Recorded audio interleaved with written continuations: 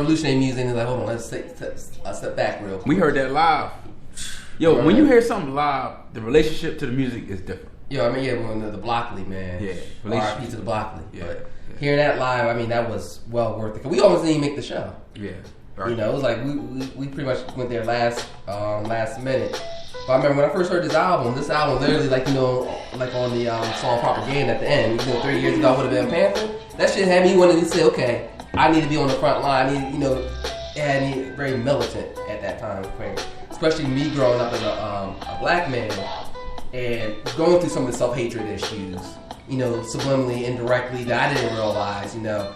And this was like, to me, it was like almost like a re-education album to me, in the sense of knowledge of self, in the sense that, you know, in the Wolves introduction, where, you know, often say the victim's fault. It's not the victim's fault. You got to go who was your oppressor. Yeah. You know what I mean? And that kind of woke me up, because before it's like I knew that, because I mean, I grew up on Public Enemy, I grew up by Ice Cube, but then moving to Abington, you know, being a whole different, you know, cultural realm, you know, and it seemed on the news everything negative about our people, you know. So then that come in my head like, well, maybe there is something wrong. Maybe we are defective individuals. Right. You know what I mean? I didn't know I would really think on those terms until I really listened to the album. Like, oh, what am I doing? You know what I mean? Like, we're not, you know, this is not who we are. You know what I mean? We're more than that. You know. And like, especially when the first thing we learn about ourselves are slaves. You don't learn about the stuff that involved mathematics and science and everything. And it's kind of grounded me, you know what I mean, to where I'm at still to this day. Right. You know, and that's what they were speaking on, the topics they were speaking on. It's definitely not an album you can play with a lot of white people, because some of them get offended till they understand this is why they're saying what they're saying. It's a core standard.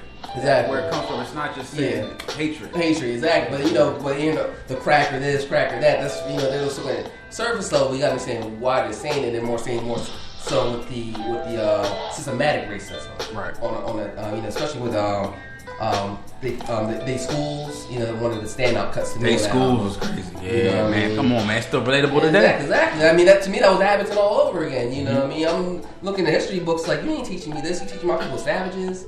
You teach my people, you know what I mean, that know nothing about the land, nothing about the culture that you had to civilize us. When we were the civilized individuals that civilized you guys. Right. You know what I mean? So this was definitely... It's your number 2. Yeah, this is my number 2.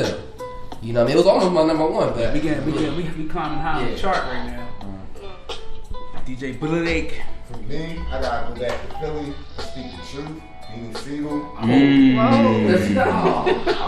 I hope you got a fireproof booth. I was listening to the other day, I'm like, yo, this make you want to go out and just fight somebody, yo. Like, what you really know what a thug about? Die. What's your life like? Mac and Brad. Yeah, Mac and Brad. I thought they would have hours at that. That's Kanye's first interview, yeah. Oh, remember, Kanye was actually on that president. Yeah, 2000. Hip Hop Remix. Oh, yeah. Yo, I hope you got a fireproof booth when I lay this blaze. People came off on it, and basically this came out a month after the Locks album. So Locks came out later, this came out in February, man. So I'm like, I remember buying this album the first day it came out, man. Walking after the Abington, like hopping off the school bus, stopping, walking to Circuit City, buying the album, man. Yeah, Circuit City. I remember Circuit City. Yeah, you worked it. Yeah. Where I got no discount from, Joe. I know, yeah. Hey. You never came to me. Thank you. Thanks for nothing, man. My guy with the shoe, you know, Renzo, they give me a discount on that. It's cool, I wasn't working with you. He's probably still in school. Yo, Beans was everything, man. Yeah. Beans was everything in 2000. 2000, yeah. I ain't know all this stuff, man. Omar, who you got for number 2, yo? Number 2, I'm about to go with Cameron SVE. Oh, man, I forgot about that. Let me know. Yeah, Killer Cam, that joint was, you know, you had my man P on losing weight. Oh, he losing weight. Right there. Yeah, and then Sports, Drugs, Entertainment, the song, when he's talking about how he dropped out of...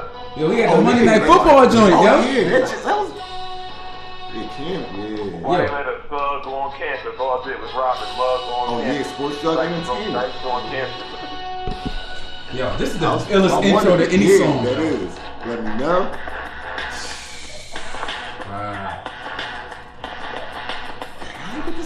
had to put the figures on. That's one reason I put this on there. I mean, I was thinking about it. I wanted to put this on there bad. Yeah. Shout out to Cam, yo. Yeah. One thing I can say about Cameron too is, like other rappers, like he gave life to so many rappers that he grew up with. Like when this was out, nobody knew nothing about Jewel, Jim Jones, Freaky. We ain't know about nothing. He put his click on. Yeah.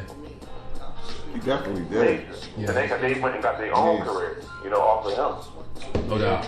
He was the whole label. What was it? Entertainment. Entertainment, yeah. This is him basically. Charlie Wilson will never drop the album. Yeah, this is him. Dr. Spade never dropped the album. You got some static in the back, bro. Yeah, Dr. Spade was on this album too. Yeah. Ludacris was on the remix, wasn't he? What Mean the World to You? Was it Ludacris on there? Yeah. How do you know that? Pretty sure Luda was on the remix. Let me double check. All right, man. My number 2. I'll let this Cam rock out, but my number 2 is like Water for Chocolate. Yeah, Armand, you got a little noise in the back, brother. But what kind of how Lorenzo explained Dead Prez for him. I had 2 albums that kind of did that for me at this time, and this like Water for Chocolate was one of them. And I feel like this album in particular with Common, he got his first like major hit with The Light, which was on the radio. You know what I mean, getting major burn. Yeah. But also Jay Dilla. This is when I really got on to Jay Dilla. I'm like, who is this guy? Jay Dilla, doing these beats? And then I got on to him, and I'm like, dang, hold on, you did beats for Tribe Called Quest in 1993? Like what? You know what I mean? Like you did Far Side beat, like so. This Common album opened me up to the whole native tongues as far as like Jill Scott, Bilal, Jay Dilla. The next cats and the people next up to go. Even Erykah Badu. I mean, she only had one album at this point. Erykah Badu was on this album, so it's like this album is like a pathway to like the Soul Aquarians, with Questlove and all that stuff. So Common is definitely one of my top favorite rappers. Like Water for Chocolate is, I could play that with my mom's in the car. Like maybe my favorite Common, because this is when he was still kind of like finding himself. And it's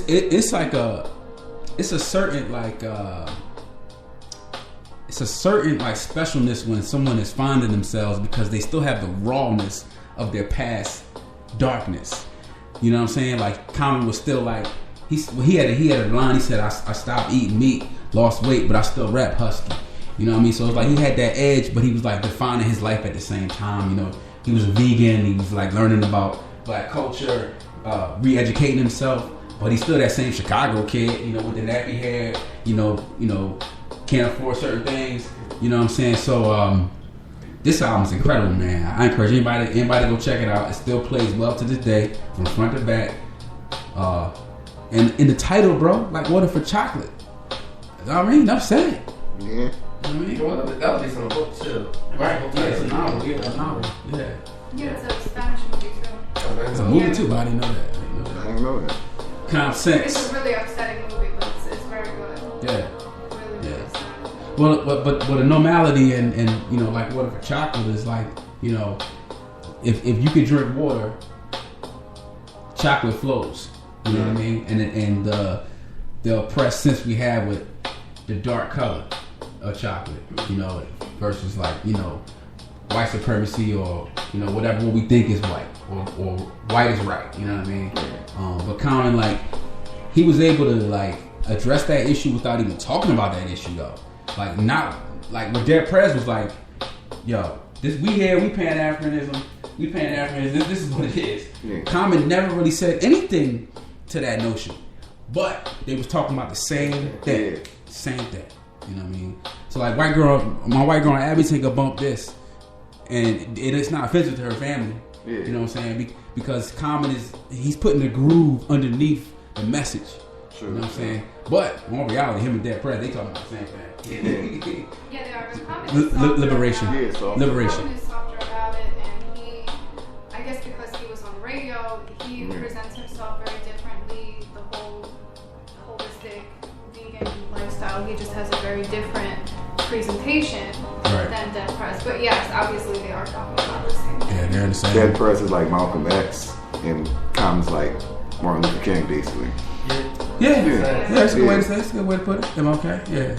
I would give him a little. I mean, MLK was raw, so I shouldn't say he's a little raw than MLK because we speak on MLK like he wasn't raw. He was raw. He was raw, but he was more raw. acceptable. Yeah, right. Especially in the last few years before his passing. Yeah. Exactly. Right. Yeah. He was an outlaw. Yeah, it's funny because while Malcolm was coming more like, let's say, more civil, Martin was coming the opposite. Yeah, it's crazy how it worked at the end. Val, you do your number 2? No. Alright, that was last. Yeah. Number 2. My number 2 is Yeah Baby, Big Pun. Oh, yeah, it's getting hot. My It's getting number hot. two. It's getting hot. Hana. And I love the first album.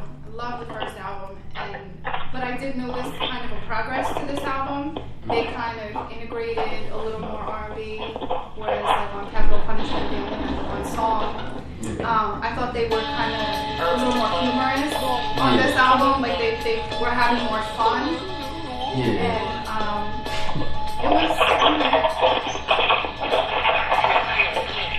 it was too bad he died that way, because imagine all the good music we missed out on. Oh, yeah. And he was going to be my top 5, but I just kind of put him off on the cuffs. That's because On the albums, yeah. It was a lot more complete albums. Yeah, to me, and it's crazy because it's funny when I watched that documentary, and it makes sense when I watch the documentary when you listen to the album. Like, this man's literally dying while you hear him on the album. Like, his breath control's not there as much. Like, you can tell his emotion, what he wanted to relay, but you can tell he's dying. And that was a struggle to listen to the first couple of times I listened to the album. You know, because like here's one of my favorite MCs. I can literally hear him dying on the track. You know what I mean? The breathing. I mean, you could hear it in every track. His breathing was very bad. Yeah. Like, there was so much he wanted to do more, and there were a lot of songs that didn't make the album because of sample clearances too. Like the version of How We Roll with the Janet Jackson sample that was on the Endangered Species. Janet wouldn't approve the sample at the time. After he passed away, she was like, okay, well, you know, they can clear the sample. It was that. That's why they had that girl on there. Yeah, I mean, yeah. So I mean, then Local Bananas had a sample clearance issue that Tony Sunshine was on, and he gave up the Toe to Toe for Cuban, which album never came out. That was supposed to be on. So there are a lot of different songs that were supposed to be on the album. So to me, I like the album, but I couldn't put it directly there. But I mean, lyrically, though, I mean, it's still there. You know what I mean? Okay. So. That was the introduction of Remy. You know? Yeah. All to the easy. What I like Spanish music too, so the way they mixed in the Spanish songs, because my favorite thing about Spanish music is they could be talking about poverty, violence, the most upsetting topics you can think of, and if you don't understand Spanish, you don't know that it's upsetting. You don't know that it's... Exactly, like you don't know, like the guy's saying, I got no food in my house and I'm never going to have any money for like ever. Right. You just hear the harmony. Exactly, because the original song for this even had a, undertone, but just the way they mixed it up, it was fun, it was good. Yeah. All right, man, we on our number 1s. Are you writing down number 2s? Yeah. Okay. You know, this is big money time right now. It's middle time right now. Who's your number 1 album for 2000? You already get it. H&IC. Yeah. Keep it thorough. That song. You ain't got to announce it, brother. I already know you. I throw a TV at you crazy. You crazy. Keep it thorough. That was my, I don't know, it's like, he didn't want actually, I guess I'm not sure he started the H&IC thing, but after this album came out. No, that was Joe Clark. He got that from Lean On Me. Joe Clark was H&IC. Oh, yeah. Okay, all right. Crazy. I'm like, yo, ain't nobody really trying to talk about that since the album came out. But think about how he started that run. I break bread, $100 bills. Still going for Cardi's the number 4 wheel, like a bullet for the medicine that generates milk. Come on. We gotta play the rap version, cause again, like that Queens rappers got that delivery. Yeah, they do. Like them first couple, like when they step into a track, they possessing you. Yeah. You know what I mean? They already